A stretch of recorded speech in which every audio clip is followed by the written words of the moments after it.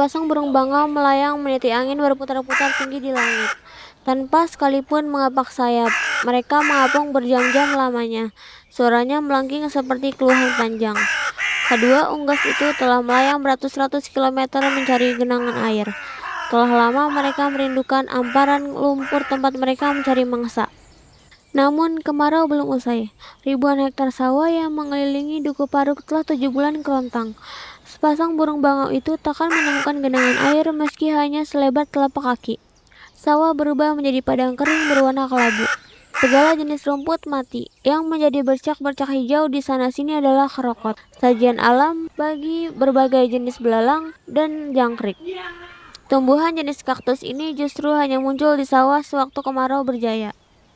Di bagian langit lain, seekor burung pipit sedang berusaha mempertahankan nyawanya. Dia terbang bagai batu lepas dari ketapel sambil menjerit sejadi-jadinya. Di belakangnya, seekor alap-alap mengejar dengan kecepatan berlebih. Udara yang ditempuh kedua binatang ini membuat suara desau. Jerit pipit kecil itu terdengar ketika paruh alap-alap menggigit kepalanya. Pembunuhan terjadi di udara yang lenggang di atas Duku Paruk. Angin tenggara bertiup kering. Pucuk-pucuk pohon di pedukuhan sempit itu bergoyang. Daun kering serta ranting kering jatuh. Gemersik rumpun bambu, berderit baling-baling bambu yang dipasang anak gembala di tepian Duku Paruk. Layang-layang yang terbuat dari daun gadung meluncur naik. Kicau beranjangan mendaulat kelengangan langit di atas Duku Paruk. Udara panas berbulan-bulan mengeringkan berjenis biji-bijian. Buah randu telah menghitam kulitnya, pecah menjadi 3 juring. Bersama tiupan angin terburai gumpalan-gumpalan kapuk. Setiap gumpal kapuk mengandung biji masak yang siap tumbuh pada tempat ia hinggap di bumi. Demikian kearifan alam mengatur agar pohon randu baru tidak tumbuh berdekatan dengan biangnya. Pohon dadap memilih cara yang hampir sama bagi penyebaran jenisnya.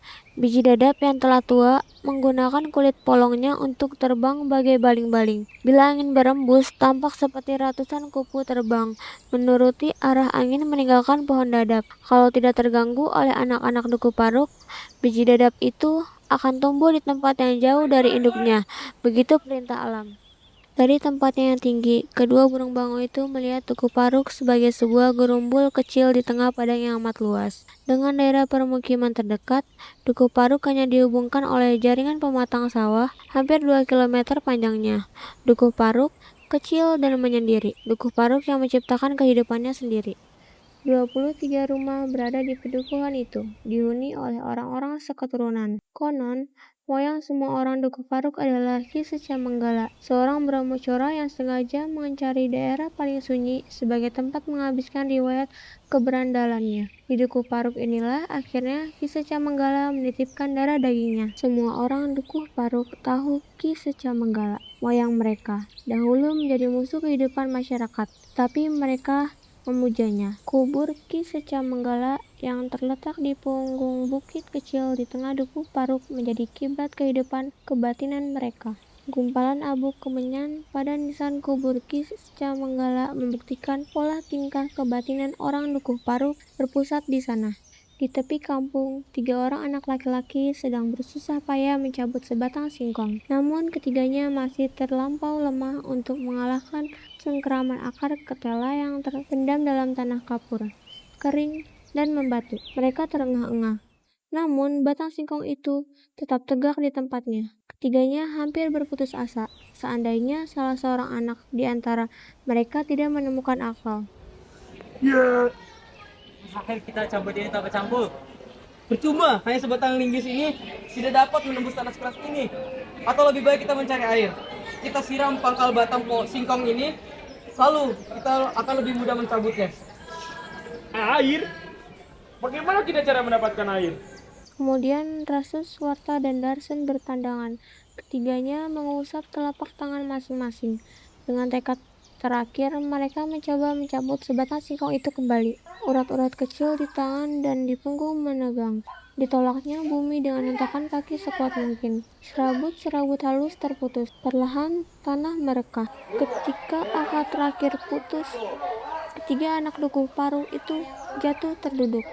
Tetapi sorak-sorai segera terhambur. Singkong dengan umbi-umbiannya yang hanya sebesar jari tercabut. Adat Dukuh Paruk mengajarkan, kerjasama antara ketiga anak laki-laki itu harus berhenti di sini. Rasus, Warta, dan Darsun kini harus saling adu tenaga memperebutkan umbi singkong yang baru mereka cabut. Rasus dan Warta mendapatkan 2 buah, Darsun hanya 1. Tak ada protes. Ketiganya kemudian sibuk mengupas bagiannya dengan gigi masing-masing dan langsung mengunyahnya, asinnya tanah. Sambil membersihkan mulutnya dengan punggung lengan, Rasus mengajak kedua temannya melihat kambing-kambing yang sedang mereka gembalakan. Yakin bahwa binatang gembalaan mereka tidak merusak tanaman orang. Ketiganya berjalan ke sebuah tempat di mana mereka sering bermain. Di bawah pohon nangka itu, mereka melihat Serintil sedang asik bermain seorang diri. Perawan kecil itu sedang merangkai daun nangka dengan sebatang lidi untuk dijadikan sebuah mahkota.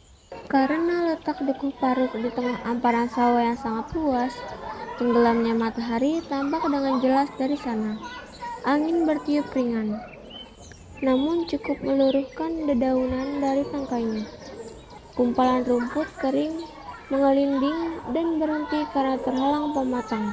Hilangnya cahaya matahari telah dinanti oleh kelelawar dan kalong. Satu-satu mereka keluar dari sarang. Di lubang-lubang kayu, ketika daun kelapa atau kuncup daun pisang yang masih menggulung, kemarau tidak disukai oleh bangsa binatang mengirap itu. Buah-buahan tidak mereka temukan. Serangga pun seperti lenyap dari udara.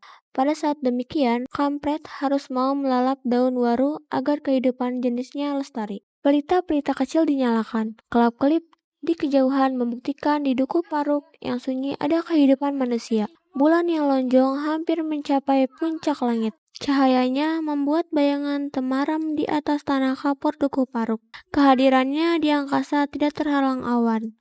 Langit bening. Udara kemarau makin malam makin dingin. Pagelaran alam yang ramah bagi anak-anak. Halaman yang kering sangat menyenangkan untuk arena bermain. Cahaya bulan menciptakan keakraban antara manusia dengan lingkup fitriahnya. Anak-anak, makhluk kecil yang masih lugu, layak hadir di halaman yang berhias cahaya bulan. Mereka pantas berkejaran, bermain dan bertembang. Mereka sebaiknya tahu, masa kanak-kanak adalah surga yang hanya sekali datang.